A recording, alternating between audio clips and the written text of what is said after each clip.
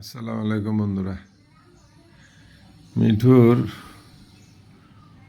প্রতি বছরই পালক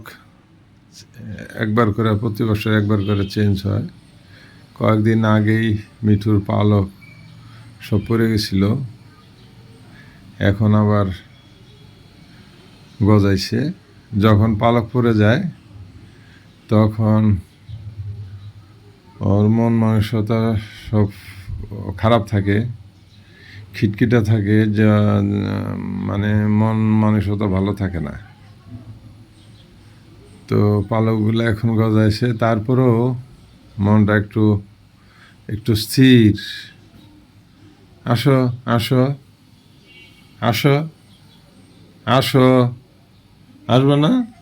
এদিকে আসো, এদিকে আসো, আসো মিঠু, আসো আসো, এই যে আসো, তুমি আসো আসো আসো। পালক পড়ার পরে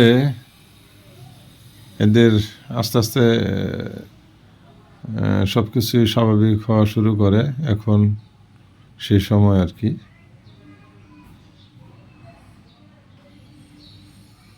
তো চঞ্চলতাটা কম, আর হয়তো কয়েকদিন গেলে হয়তো চঞ্চলতাটা বাড়বে। তো পালক পড়ার সময় এই সমস্যাগুলো হয় এদের। তো সবাই ভালো থাকবেন। এই জন্য মিঠুকে অনেক দিন আপনাদের সামনে আনতে পারিনি। সবাই ভালো থাকবেন। আসসালামু আলাইকুম।